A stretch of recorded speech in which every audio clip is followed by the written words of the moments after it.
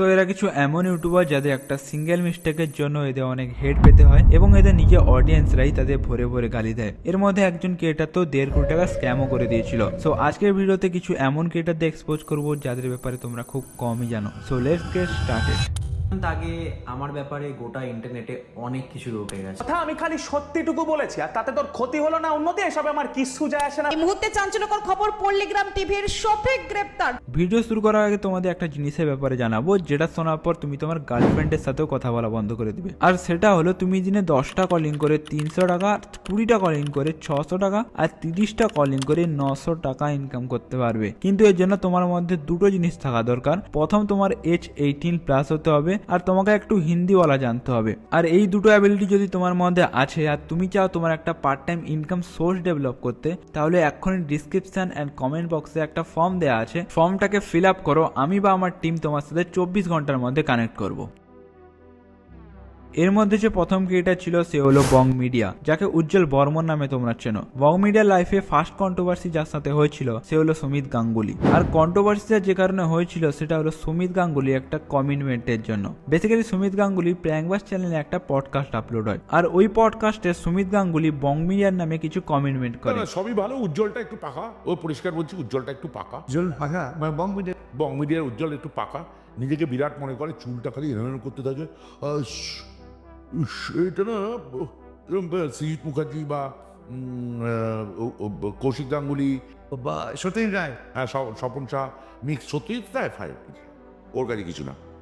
এইগুলো মিক্স করে একটা ডিরেক্টর, ও বিরাট বিরাট ডিরেক্টর, বিরাট কনসেপ্ট। এইটা না এই concept.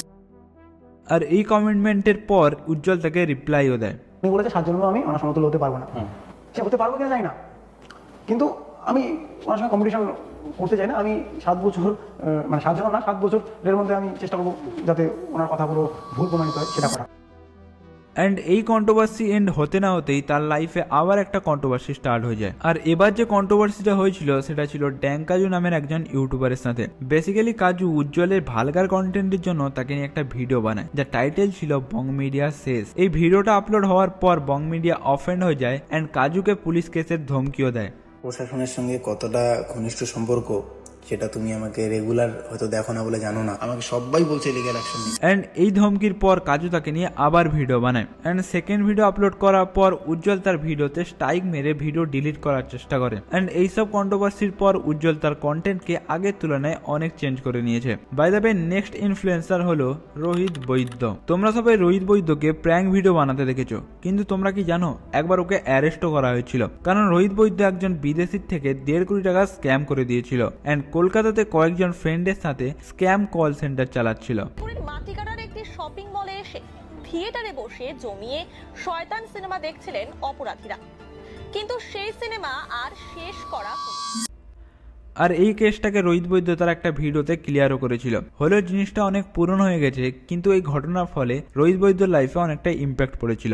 By the way, next যে ইনফ্লুয়েন্সার হলো সে হলো শফিক। বেসিক্যালি তোমরা শফিককে পল্লীগ্রাম টিভির অভিনেতা হিসেবে চেনো, বাট তোমরা কি জানো তাকে একবার অ্যারেস্টও করা হয়েছিল, কারণ একটা মেয়েকে ব্ল্যাকমেল করার জন্য। হ্যাঁ, ঘটনাটা অনেক পুরনো হয়ে গেছে, কিন্তু রিসেন্টলি সে যেটা করেছে সেটা একদম ডিসকাস্টিং। বেসিক্যালি শফিক একটা মেয়ের সাথে ফিজিক্যাল হয় অ্যান্ড তার ভিডিও বানায়, আর ওই ভিডিওর কিছু ক্লিপ তার বন্ধুরা সোশ্যাল মিডিয়ায় পোস্ট করে অ্যান্ড সেইখান থেকে তাকে তার অডিয়েন্স অনেকটা হেট দিতে শুরু করে। তোমার কি রায় এই বিষয়ে আমাকে কমেন্টে জানাও। বাই দ্য ওয়ে, নেক্সট যে ইনফ্লুয়েন্সার সে হলো এমডি শহীদুল। বেসিক্যালি তোমরা এমডি শহীদুলকে রিলস অ্যান্ড ইউটিউবে ফানি ভিডিও আপলোড করতে দেখেছো। বেসিক্যালি কিছু অডিয়েন্স তাকে এই জন্য হেট করে সে তার ভিডিওতে নিজেকে ব্র্যান্ড বলে দাবি করে, আর কিছু অডিয়েন্সের চোখে শুধু ব্র্যান্ড মানে দানিশ জাহানি। বাস এই কারণে কিছু অডিয়েন্স এমডি শহীদুলকে হেট করে। তোমার এই বিষয়ে কি ওপিনিয়ন আমাকে কমেন্ট বক্সে জানাও। আর তুমি চাইলে চ্যানেলকে সাবস্ক্রাইব করতে পারো, আর ডিসক্রিপশন এন্ড কমেন্ট বক্সে ফর্ম দেওয়া আছে, চাইলে ফর্মটাকে ফিল আপ করো পার্ট টাইম ইনকাম সোর্সের জন্য। আমি বা আমার টিম 24 ঘন্টার মধ্যে তোমার সাথে কানেক্ট করব। বাকি তুমি চাইলে এই যে তোমার সামনে দুটো ভিডিও আসছে, এই দুটো ভিডিওর মধ্যে যে কোনো একটাই ক্লিক করো, তোমার সাথে আমার দেখা হচ্ছে ওখানে।